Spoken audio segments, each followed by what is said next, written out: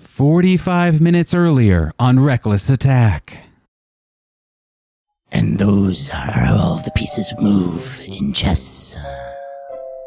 Salve, this game is really stupid. Why are there so many pieces? I mean, this one does one thing, this one does another thing. Like, that's just so random. Why can't they just all be the same? I mean, this one moves a little bit.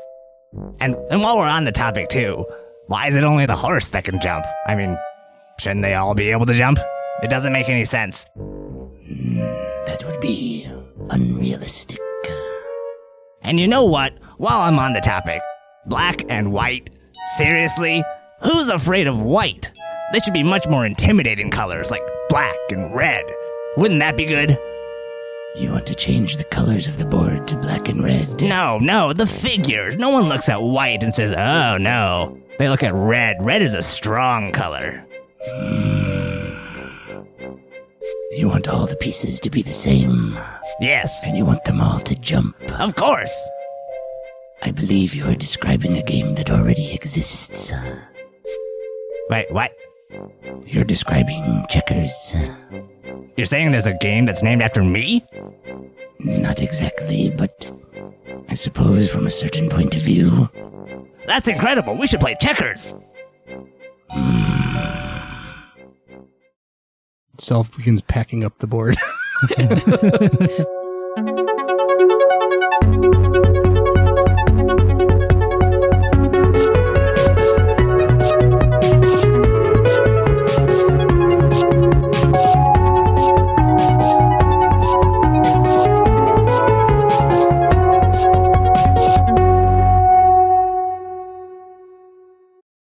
Welcome back to another episode of Reckless Attack, a Dungeons & Dragons 5th edition podcast. My name is Nathan Lurs. Thank you so much for joining us this week. I will be your humble, as always, Dungeon Master, leading this merry band of misfits. Speaking of, seated next to me on my right, we have... Hello, everyone. My name is Steve Horowitz, and I am playing Salve Asterlin of the Bingjuzi Monastery. And to my right... Hi, everyone. I'm David, and I play Kascorin Brightmane, the Dwarven Warlock. And to my right... Good evening, everyone. Thought I'd change it. We have the Crypt Keeper. Yes. No, hi, everyone. My name is Jonathan, and I play Checkers, the Grung Druid, and his trusty frog pal, Mango. And to complete the circle... Hi, everyone. I'm Sophie. I play Valeska Carter, the human asterisk, because I forget when to pause cleric of the Arcana domain. I like the idea that with very little effort, someone who has listened to a bunch of these episodes knows exactly who's sitting where and who's sitting next to who in each and every single episode. Sometimes we like to There's a jump seating around, chart. though, so... That's true, but and obviously we were very clear that go around who was sitting next to who, but I like the idea of when we're jumping around of like there being someone with like a chalkboard with like the red string in between different character art, and it's like, okay, this person said this one in this episode too, so that must mean they're sitting next to this one, and Well, it's I like those, hope that this happens. It's like those word problems in grade school. Yeah, where you're exactly, like, this exactly. person doesn't sit next to this person, but they like to eat this particular thing. So, you know. And I think my favorite so far out of all of the episodes was I'm playing Valeska Carter, the human? Yes. And that's why we'd like to present our first ever Clips show. Thanks for joining us here this evening. We all gathered here together just to introduce ourselves and then show you some of our favorite moments from these. No, we're not doing that. At least not yet. We have murder to take care of. Speaking of, we didn't get straight to the murder. Hope you guys all enjoyed our little prelude there. We all, at the end of the session last week, we all just like looked around at each other and we're like, you know, I actually wish that we had seen Checkers and Selv hanging out. And then we're like, well, good news. We have a podcast. We can just do that. We can just do that. And we just thought it would be neat. And we're doing stuff that we think is neat and hope you guys think so too. So, you guys are in a little bit of a pickle. I'm just collecting them at this point. A pickle collection, that's a specific We are character choice, but knee deep in dill. that will not be the episode name of this particular one. Are you sure? Yes. It wasn't on the list before, but it is now. You guys are delving into these deep woods.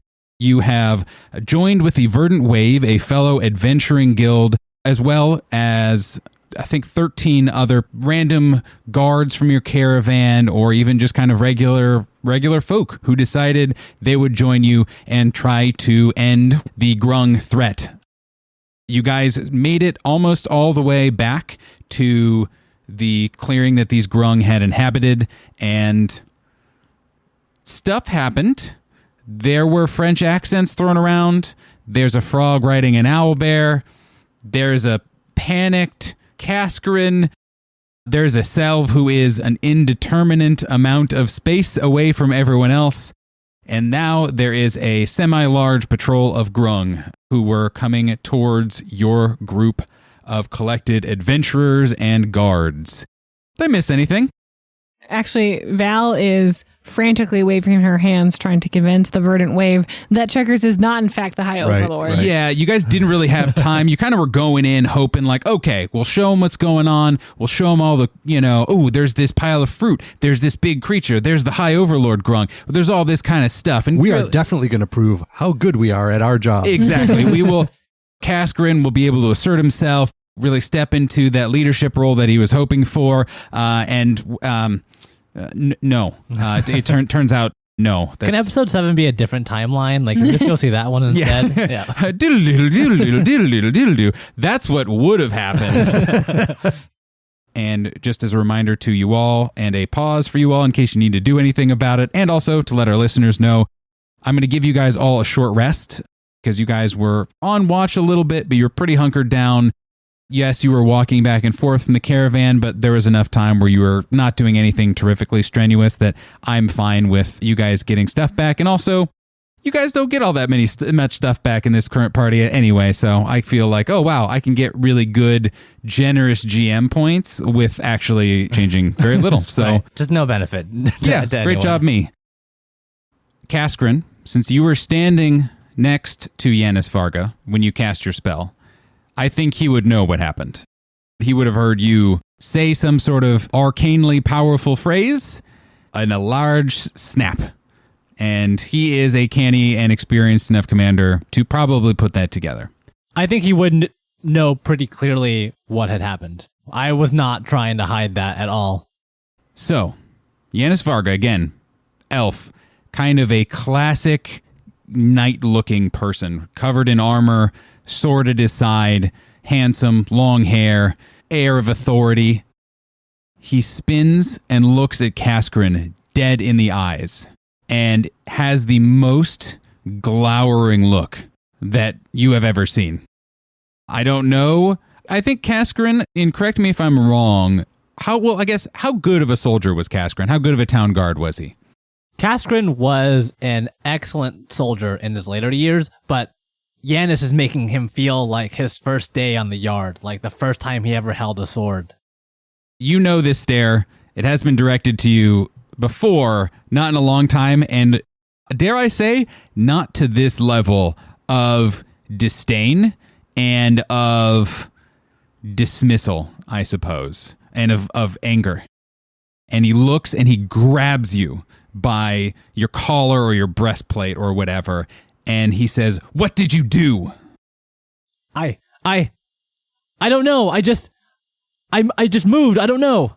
He pushes you away, and he, still looking straight at you, not paying attention to anyone else in the rest of the group, he points a finger at you, just a stern finger, and says, "Take your group and those with bows around the side while we have a chance. We can try and flank them. Do it now." And Kascorin, almost raises his arm to salute, but then mutters out, "Sir, yes, sir," and takes the group around to the flank. And he points to a few people in the group who are holding bows, gestures to follow. He's barking out orders. He is immediately a commander of the battlefield and is supremely aware of what's going on, is calling out orders to people to set up a line of spears. You there with the sword, stand with me. He has taken over your group of 13 people, and he is telling those 13 people that some of the people with bows are going with you. He is giving orders to the rest of them. And what is Kascorin doing? Kascorin runs up to Valeska and grabs her by the arm. Valeska, we have to go. We have to get to the front lines. The Grung are coming, and oh God, what have I done? He is trying to get in front of the group of just regular people to try to stem the oncoming Grung coming their way. Yeah, definitely. Okay. Valeska, there's no time. We have to go. And he tries to, almost pull you away from the brows that you are protecting or trying to get away from checkers. Okay. Let's roll for initiative, everyone. Things have escalated quickly. Let's just say that. Yes, they have. I'm not going first. Yeah. Natural 20. Nice. Self just destroys all of the Grung before they even get to us. Right. Kascorin with an 18. Checkers with a 14. That leaves Valeska. Sophie, what did Valeska get? A 3. Oh. Bottom quartile. Yeah. Bringing up the Way rear. different from playing a barbarian paladin. With the alert feat, I think. Yep. Advantage. Oh, I miss it so much. So, Kascorin and Val, you said a little bit of what your plan is. Specifically, where are you going? How are you ensuring that you are able to flank as you were ordered and, hopefully kind of divide up this Grung attacking force and catch them by surprise? Val is very, for a second, torn between I don't want to follow this dude's orders, but it's a smart plan. And she begrudgingly is fine. Yep. All right. And are you guys moving towards checkers? I was planning on moving towards checkers. Okay. I imagine we're I'm following stumbling Cass. through the underbrush, trying to get around these trees and almost ambush these Grung when they get closer. Great. Up first is Selv. You hear sounds, you hear the barking of orders, and you see a large contingent. I think last time we said they are not the one that's closest to you. Most of the people around you are drowsy, asleep, whatever, but you are close to the pen of captives who are not actively being monitored or controlled. What is your hope and plan? So, if I remember correctly, Val was the only one who actually spotted Selv sneaking around the outside. Correct. My general plan is to start moving forward to where the commotion is happening and pick people off from behind. Like the last couple people, the last Grung in line, he'll kind of move up and probably attack that one first to knock him out and then move on to the next. I am fine with essentially you taking this turn. I don't particularly need a stealth roll, I don't think, because of the distance you were taking, the care you were already taking, the stealth you were already doing. I'm fine with you skirting around. There's a lot of other things happening right now. Yeah, and I'm going to specifically go after any of them in the back that have ranged weapons. That'll be my first priority. Next up, well, let me set the stage a little bit. You guys are all moving into your kind of intercept position. Again, we're hand-waving all the movement, all that kind of stuff. I assume that you guys are just charging in and or lumbering in on a large prowl. Thick trees surround you. It is a deep, ancient forest. And all of these Grung suddenly stop and see you guys, realize that they're somewhat surrounded, and go, "Ah!" and charge at you. It is hysteria. It immediately hit where it's just everything is going to shit. Kascorin, one of the last things he said was, everybody stick to the plan. It's a little unclear if everyone knows what that plan is yet. From the corner of your eye, you see the other contingent of guards, of soldiers, and guilders getting ready to square off. The other group has set up on one side, you guys have set up on another. You, and this applies to all three of you who are kind of in this general area, you hear the cleric-y rager dwarf holding her big morning star start to chant.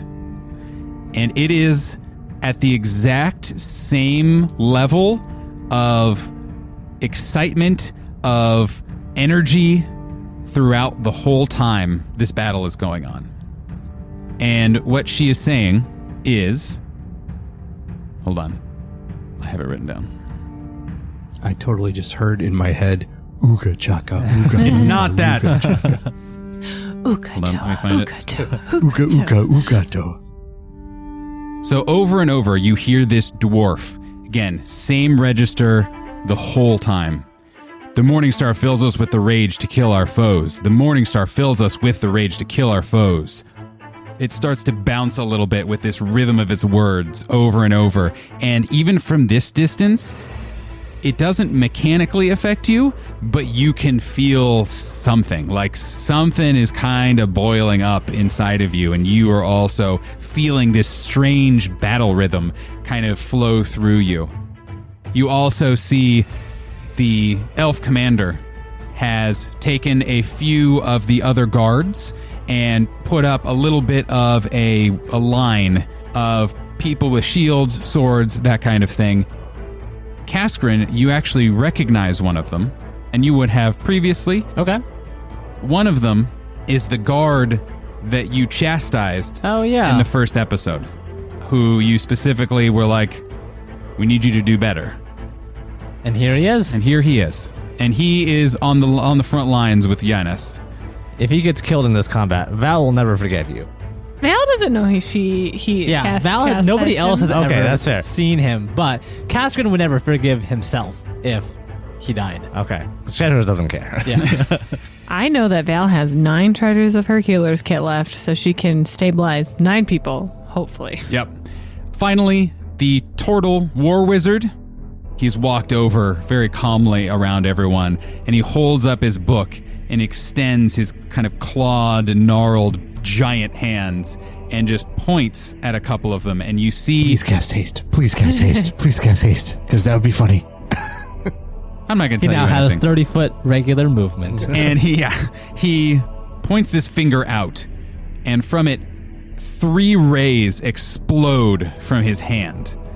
And they arc around the battlefield, the first salvo in this combat, and immediately it sizzles 2 Grung, as well as another tiger. Coming towards the group of you 3 are 6 Grung. You see, first and foremost, one Grung that is riding a large, strange snake that appears to be at least 10 to 15 feet long. And this snake seems to be moving fairly quickly and seems to be pretty into it, pretty with it. You see a couple of Grung, one of them a blue Grung, one of them a purple Grung, both riding mortals. They are both wearing similar styles of dress compared to the tiefling that you rescued back in session 2. You see 2 Grungs who are not riding mounts, who both have bows and arrows, who are kind of hopping along. They haven't gotten their kind of firm sniping position, so to speak, but they're already up just a little bit. And finally, you see an orange Grung, which is one of the rarer types of Grung that you've seen in this encampment. Probably only maybe 1 or 2 throughout the whole camp. This one is riding some sort of creature. It is covered with this leathery, almost scale-like skin. It's sitting back on 2 hind legs with these big, powerful muscles, with a long, powerful tail sticking out behind it. In front, you see 2 clawed hands that look ready to rip something apart. And at the top of this creature, you see a lizard-like protruding face with long, pointed teeth, flared nostrils, and a very scary overall countenance. And this creature is being ridden by this orange Grung, who seems to have a spear in its hand and an extra chubby chin, as if it is one of those like fat frogs or one of the ones that's like mid-croaking, and it seems like it is just riding along this thing and it is wobbling. And now, speaking of that hell creature, it's its turn. Who's up front? Of our group, I think Kascorin would be up front, and he is just getting ready when he sees these 6 Grung plow through the woods. That seems reasonable. You guys would have known where they were before they knew where you were, and would have had just enough time to arrange yourselves in whatever order you wanted. Behind Janis. Well, no, you came over to me. I'm close to you. God damn it.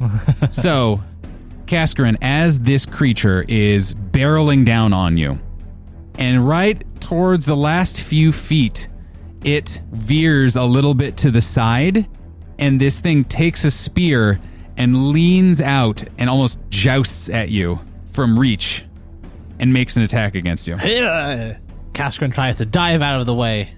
Probably does. That is a 6 on the die, so I think that is a big old failure. Kascorin just awkwardly tumbles to the side as this creature jabs down with the spear. He takes a moment to right himself. It continues running. We'll say it's about 10 feet past you. Once it is out of reach, it spins around a little bit, facing all of you, essentially. It barks out a couple orders that Checkers would understand, something along the lines of, "Get up here, you fools!" You see its big, chubby chin inflate a little bit, Oh, this won't be good. and it's just going to let out this strange sound.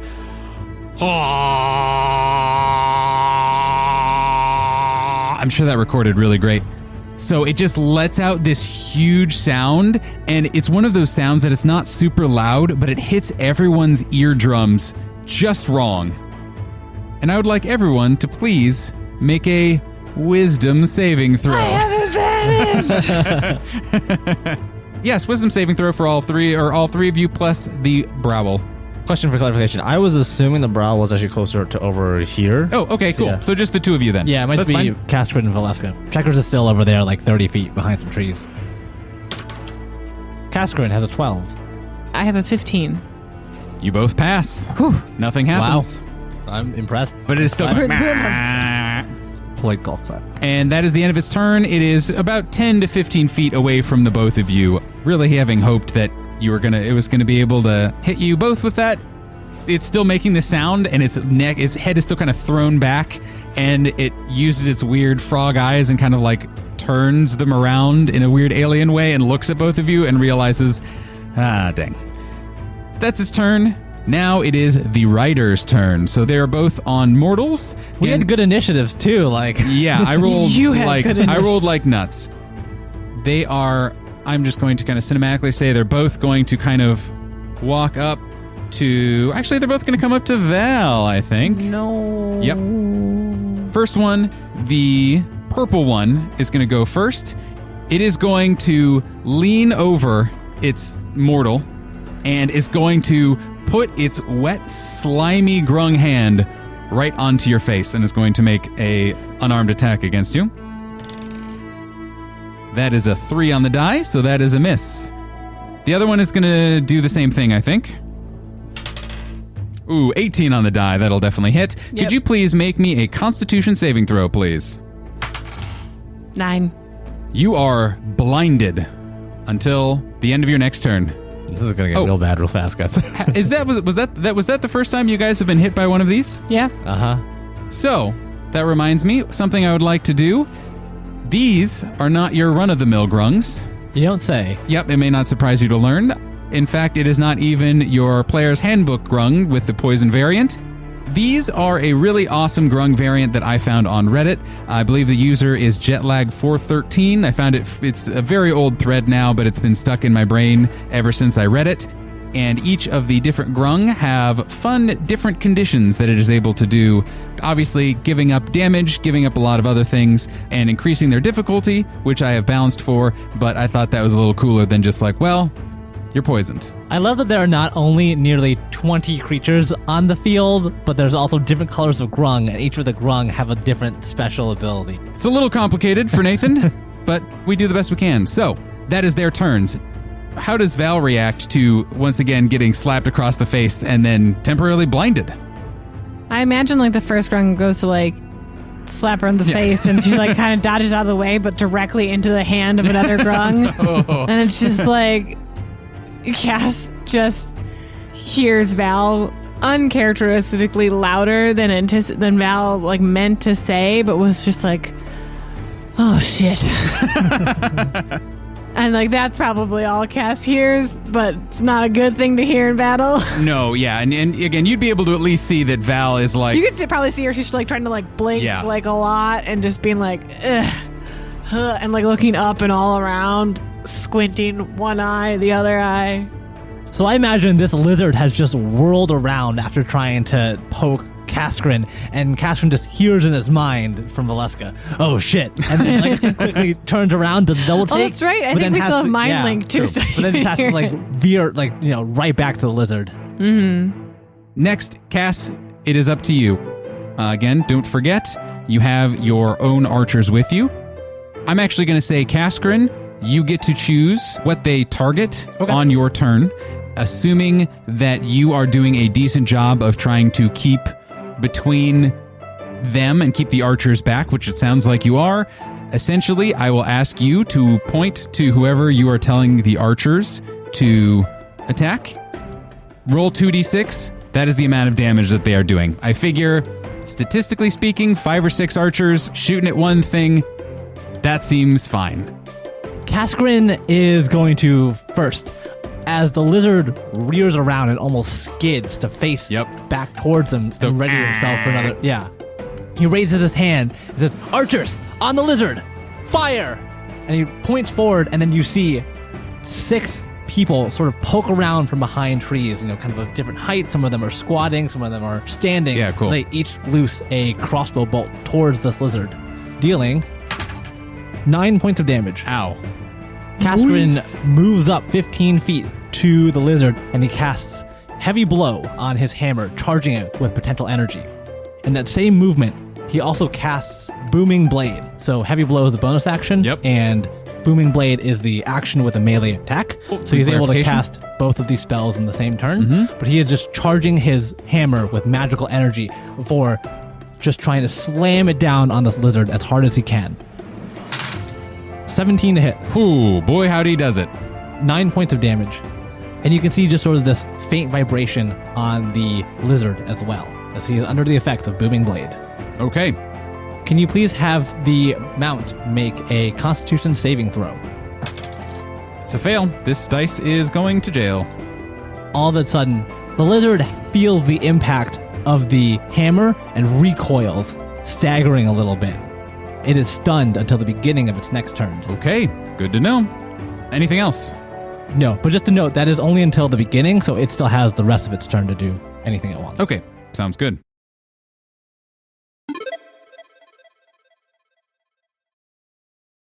Welcome to the mid-roll. Hey, it's Wow. the mid-roll. We're all back again. Hi, friends. So this is what the mid-roll looks like. Yeah, it was so popular last week that all of us got invited back. Thank you, David. I really appreciate you as host of the mid-roll for giving us another opportunity. And I'd like to thank whoever dropped out that I could take their spot. That's right. And Steve, we appreciate your flexibility. And we Absolutely. appreciate coming in last you. minute. Yeah, Yep, right. and we appreciate you overlooking all of the mean things we said about you. Not to your back, but to your face about why you weren't invited. And here you are. And what a professional. Yeah. So welcome to the mid-roll, everybody. Thank you again for joining episode 6 of Reckless Attack. Again, it's continued to be a wonderful time, and we hope you guys are enjoying the ride as much as we are. Especially in these episodes, we know that they are pretty combat heavy, pretty full of drama and self-discovery and adventure. So hope that is interesting and fun for you guys to listen to. You're really learning about the characters along with us. You know? Like, yep, we very didn't, true. We didn't come into this with this whole grand scheme of what was going to happen. Like, this is all a journey for everyone. It really is. So think about this is the time you can take to breathe a little bit, get up, keep your headphones on, obviously, because I know you want to listen to this whole thing. But go get yourself a drink, take a little bathroom break, stretch a little bit, make sure you take care of you. Steal someone else's phone, and then find us on whatever their particular podcast player of choice is. Download our first 5 to 6 episodes, and then just hit play on episode 1. And that all sounds like a really great self-care routine. Thank you so much, Steve. Good call. Yeah, that's what I do. I do every day. Yep. And if they don't have Twitter either, download Twitter, sign up for an account, and then make sure to follow us at reckless_attack on Twitter. Also Instagram, but also who doesn't have Instagram, at Reckless Attack Pod On Instagram. .com. .com. .com.org. Yeah. .net. Check us out. .ru. No, don't do that. Check us out at recklessattack.com. We're on the internet. Exactly. And we have a YouTube where all of our clips are housed. We also have a Patreon with all kinds of fun tiers, with shout outs, with bonus content, all kinds of great stuff that we'll be keeping everyone up to date on, both here, but especially over on our Twitter and social media pages. So again, it's not just Nathan thought vomit out into the world and funny memes and weird Photoshops.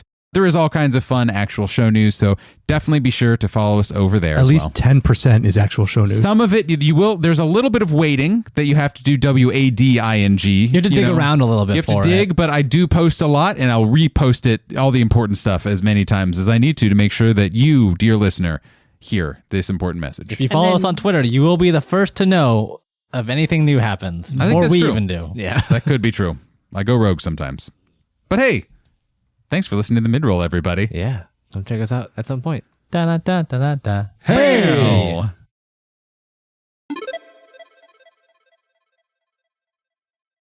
Checkers, your go. You have been doing your checkers thing. Yes, I have. What is that checkers thing now? So I, Jonathan, have been thinking about this a little bit, about the potential consequences of trying Indeed. to unleash an uncontrollable growl into a grand melee and what effect that might have, who might get hurt, what might happen. Checkers has spent maybe 10% of that time thinking about it and Easily. has decided to just completely ignore the consequences. So what he's doing is a little bit of what he was doing before. He's desperately trying to get this mother brow who is stumbling around poisoned to get her to go towards the grung, hoping that when she gets attacked, she'll go into a blind rage and just hit whatever's in front of her, and that opens up space for Checkers to go around and steal things. Got it. So you're kind of hoping to point it in the right direction just enough Right. that it will become a target. Yep. And then it will get angry, and Yep. you hope protect its cub, react, Right. hopefully not get poisoned and Hopefully. taken over, Uh-huh.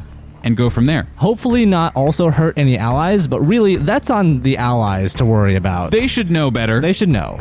You Okay. are attempting to focus its rage. Checkers is going to try to first pull on the owlbear to try and get it to move in the right direction.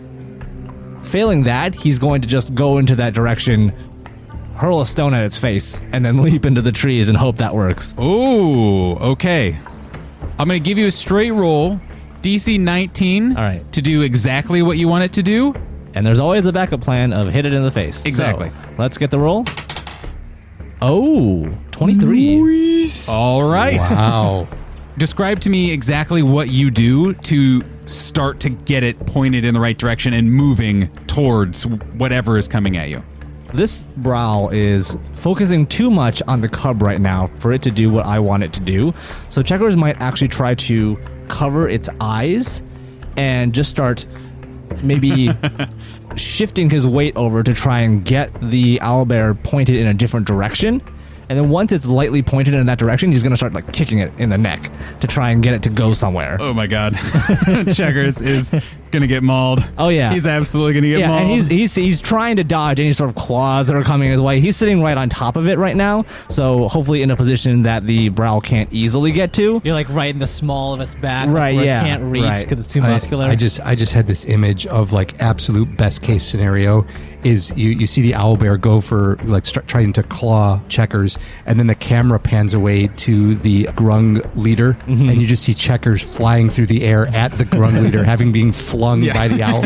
That is a pretty good situation. We'll find still. out. We'll find out what happens. We'll let the dice guide us. Right. Okay, so this large browl starts just like fitfully and again kind of sickly, but still very dangerous, of course. Kind of trundle, I guess, and lumber the direction that you want it to go. Perfect. I'm hoping to steer it actually kind of away from where Kascorin and Val are, Okay. just because there's a lot going on there.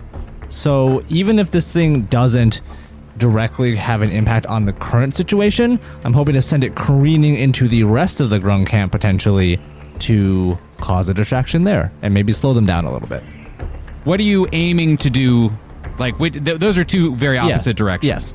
Yep. So you're aiming it towards the fray-ish right now, or are you just like throwing it into the camp first thing and then doing something different?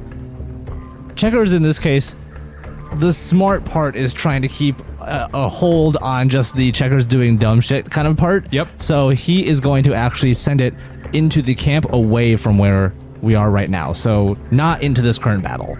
Okay. So I'm hearing is you're going to chain 2 battles together. Right, yeah. And then the owlbear is going to come back, bring all the rest of the grung, and we got... Because if we send the owlbear into Cass and Val, it's going to also There attack... are 3 other grung.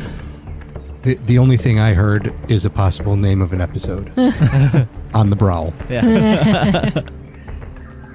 But then we have to deal with the owlbear. It's your focusing This of is energy into your This is your owlbear. circus. Your, This is your brow. circus. We are only spectating. Right. No. Your Fine. brow, your rules. Fine. Checkers is dumb. All right. Let checkers be dumb. Checkers is also a survivor, He is. No. You follow your heart, bro. but you follow He looks your out heart. for numero uno, mango. Yeah, right. Checkers isn't so suicidal so as to send an owlbear into 2 of his allies. So he is going to send it into the rest of the camp to cause a distraction there and slow them down. None of them are awake, just as a reminder. Well, what better way to wake up than to a rampaging poisoned owlbear? Works for me. I will do that. As Checkers sends the Browl careening off into the rest of the camp, he is going to leap off of it and into the tree line. He's going to try and move around a little bit to where the orange grung and the giant lizard are. And he is going to cast the spell Thorn Whip, actually, to try and pull it away from where Kascorin is.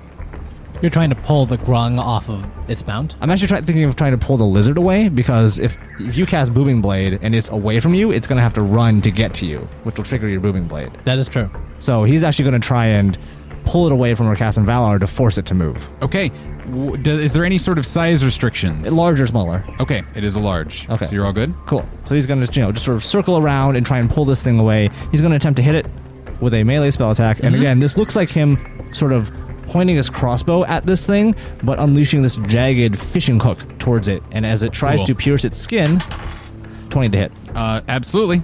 The thin-looking fish hook and fish wire attached to this crossbow lands into the lizard's thick hide, and it feels it just being tugged by a magical force towards where Checkers is in the trees. It's going to find itself moved 10 feet away from Cass and Val. Okay. That will move it successfully out of even the grung's longer range. Perfect. That's my turn. Okay. Actually, bonus action, I'm going to conjure up 3 frog stones, put them in my hat for next turn. Okay. End turn. All right, now it is the giant constrictor snake and its rider's turn. This grung doesn't actually have any weapons drawn. It appears to be much more focused on controlling its mount. It is going to slither in between all of the trees, and Kascorin, you see it coming up to you.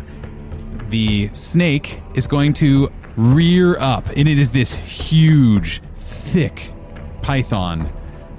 It rears back, and you see its eyes flare just for a moment, and you hear the grung mutter something, a command, and this thing lunges out at you. Oh no! As it tries to constrict you. 18 to hit. That hits. You are now grappled. There's no save. But you only take 3 points of damage. Okay. That is the end of its turn. Now it is the archer's turn. So they are still kind of hopping in between trees. They're not too terrifically far up, but they are going to stay a little far back. With them being high up and not wanting to hit the snake, I think they are both going to try and attack Val. 19 and an 18 on the die. I'm not even having to add modifiers today. It's great. Okay, you take 4 points of damage from the first one. And then 6 points of damage. Oh, no. That is both of their turns. Val, it is your turn. You are blinded. I am blinded. So knowing she's not in a great situation, as an action, she is going to wildly swing out with her Yukwala at the riders in front of her, attacking with disadvantage. I like that. Very heroic.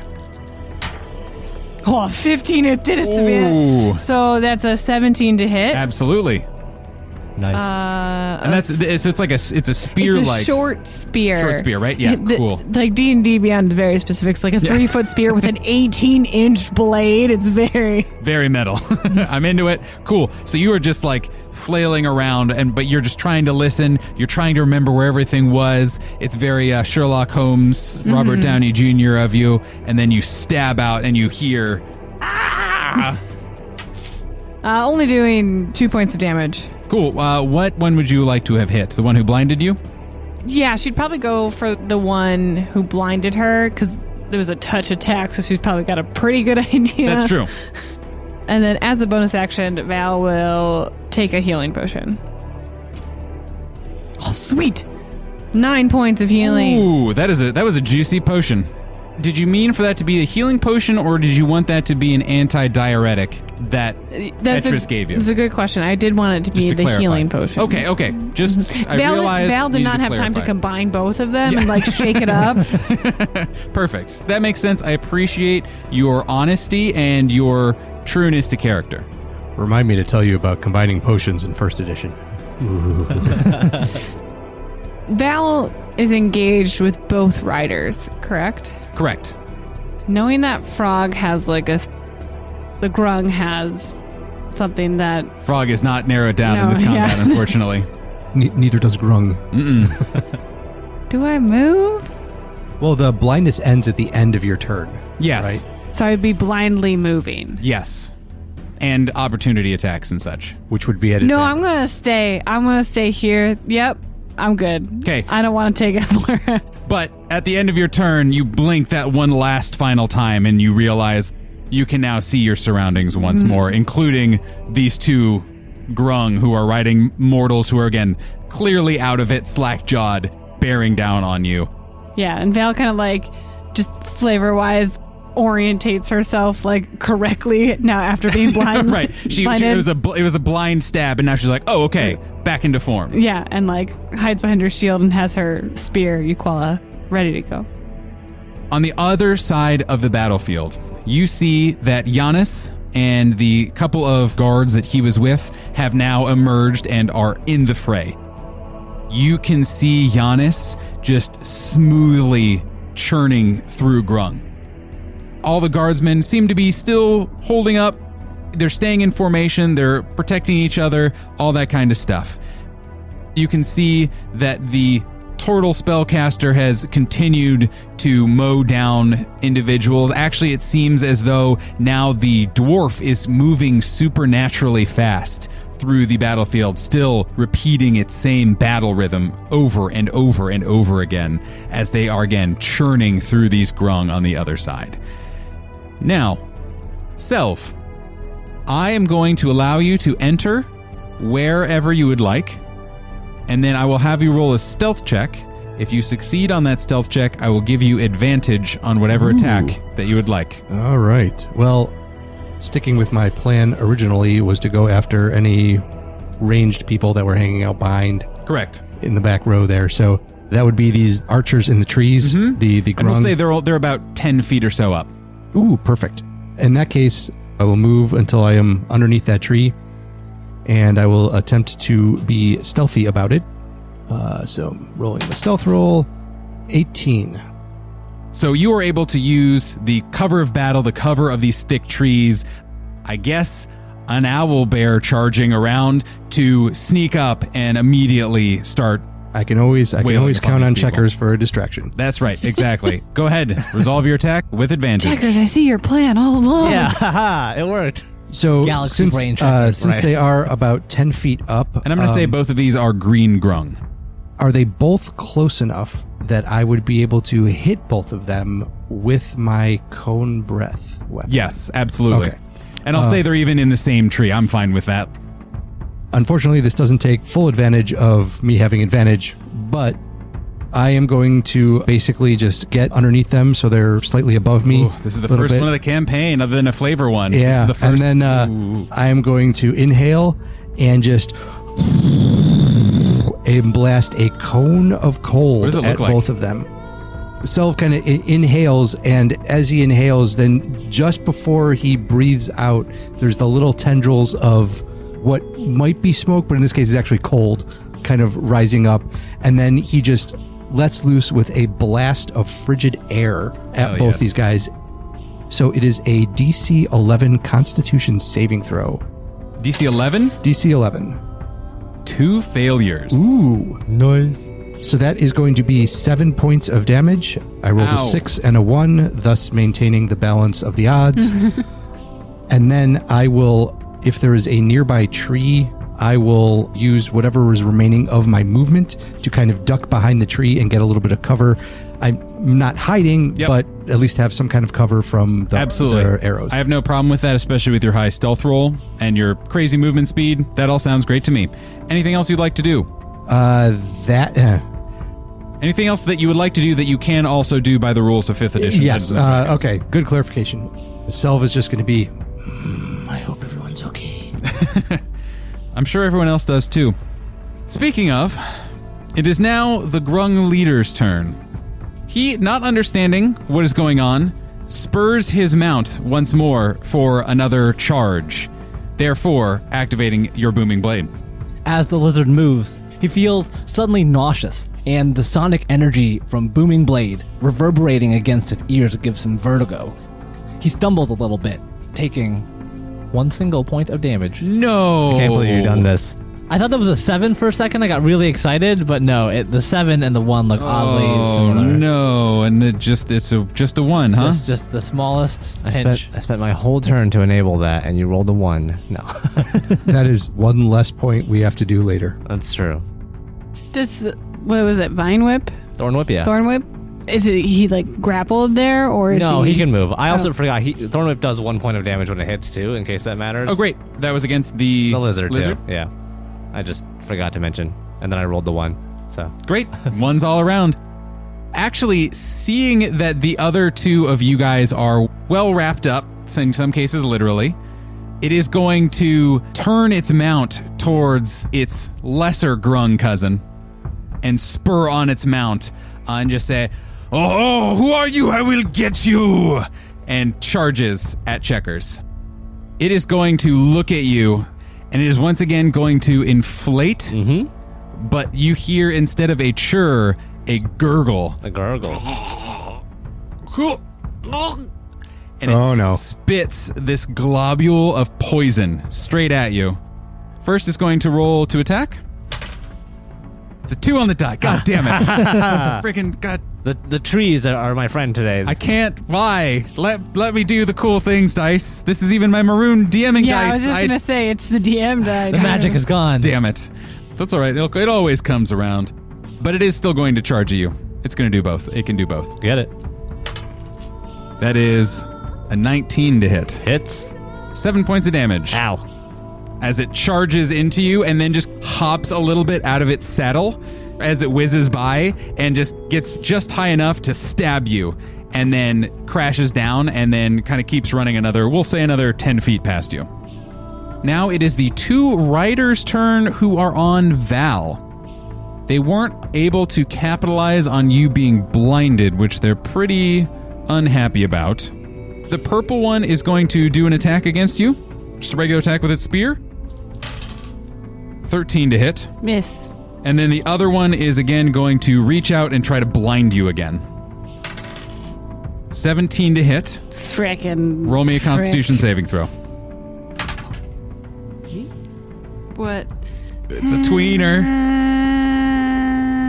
How lucky do you feel at level 2 saving throws? 14. That's a pass. Yes. Nice. So It just got like stuck in my braid, and so now I just have like this grung slime in my hair. No.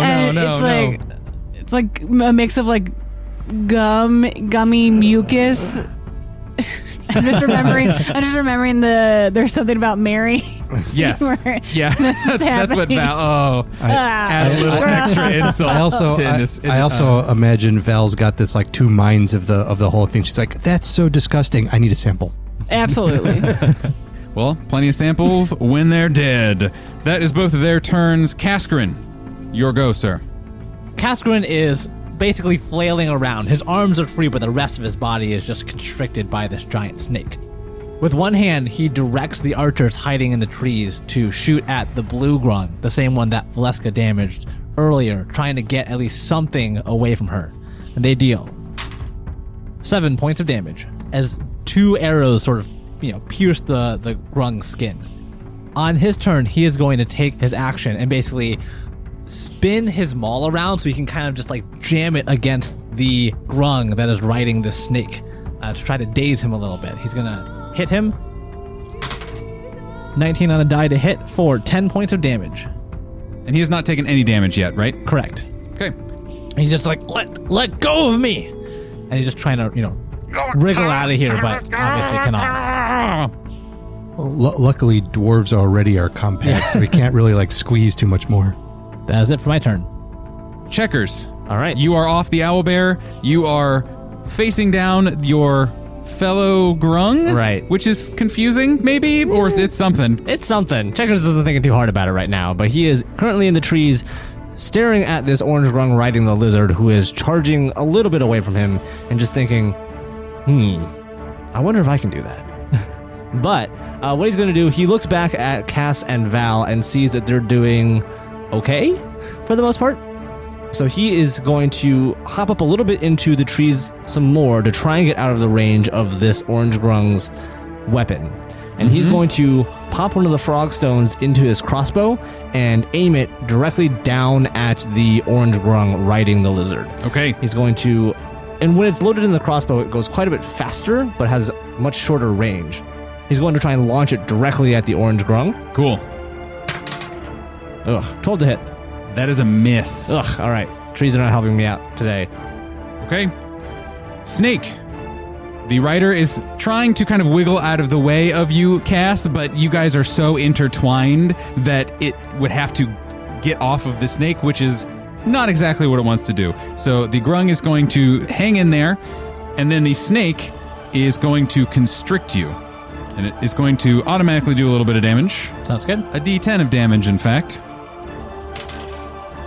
I rolled a 1. Okay. So 3 points of damage as this thing slowly constricts you, but luckily dwarves are made of hardier stuff, and also you're made of rock, so that probably helps some too. Kascorin is only lightly squeezed. He's actually looking pretty good. Yeah, excellent. That is its turn. Now it is the archer's turn. They are being beset upon by this large dragon creature. They are each going to hop around. Since you didn't sneak around, they would know where you're hiding in air quotes. Right. So they are both going to spread out just a little bit and are going to try and take shots at you individually, but I'm going to give you partial cover for both. So +2 on your AC to both shots. So first one, that's very good. That's a 21 to hit. I suppose. Yep, 5 points of damage. Oof. That is another 21 to hit and another 5 points of damage. I promise no. I did So much for cover. roll the dice around. They have spread out a little bit, but they're still relatively close by. They're not particularly fast. They're more all-terrain frogs. That is their turn. Val, what would you like to do? Since I am engaged, frick. Sophie is doing like a Kevin McAllister, hands on either side of her face, staring, praying for the gods to give her an answer. I was gonna do, and then I remembered, as a ranged spell attack, even if your target is not the one you're engaged with, it's still at disadvantage. Yes, unless it is a saving throw. Oh, but it's a saving throw. I thought that might be of interest to you. Thank you. Snaky Boy Grung has to make an intelligence saving throw. Snaky Boy Grung.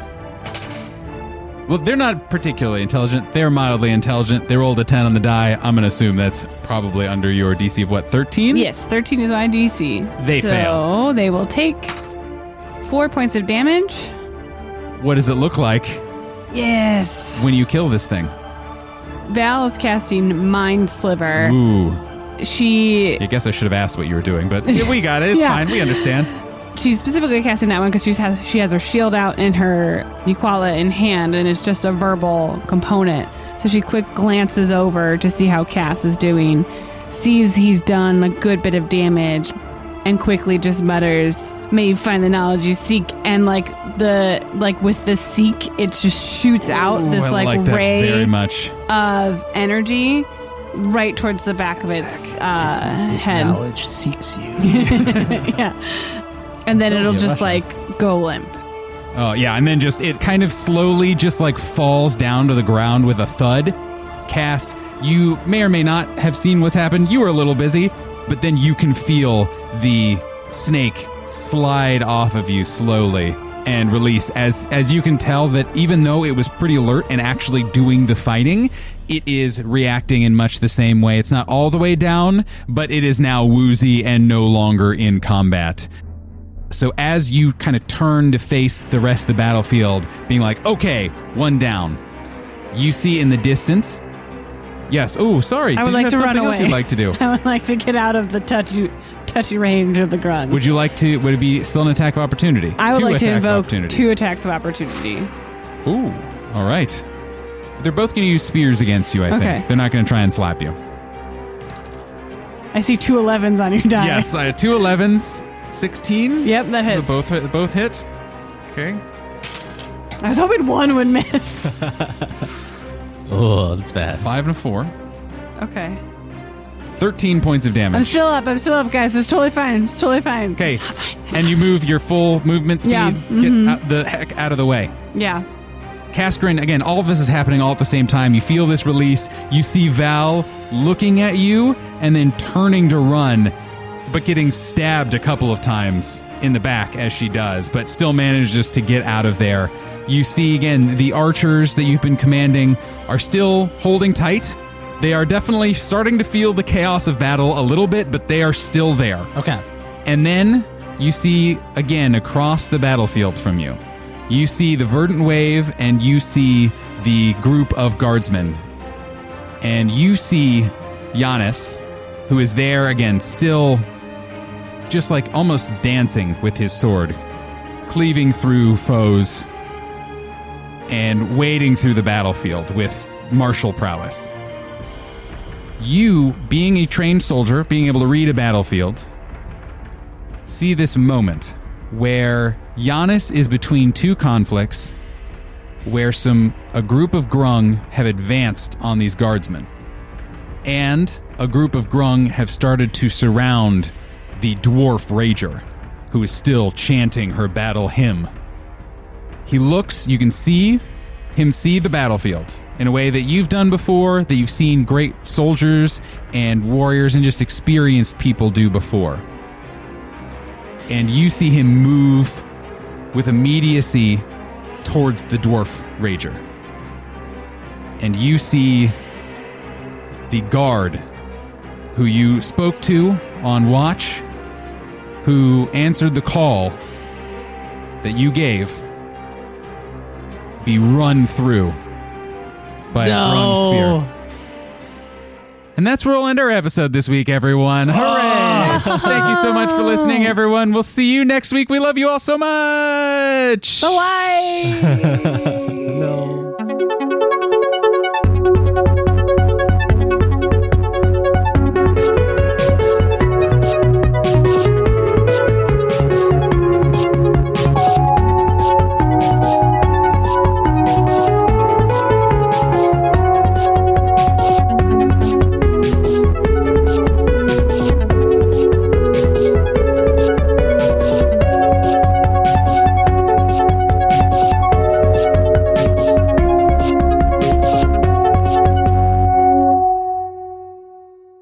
If you love Reckless Attack, and I know you do, you'll love the people who helped us make it possible. Our logo artist, Maggie Pearson, character artist, Borg Cinnabon, and website designer, Donnie Chung, put together all of the visuals you see for our podcast. We have some fantastic music, too. Our opening and closing theme was written by Chicago-based composer Megan Carnes. We also use the works of Kevin MacLeod and Michael Gelfi for our background music, and appreciate all the wonderful content they've put on the internet. You can find all of their social media links and more info about each of them on our website, recklessattack.com. See you all next time.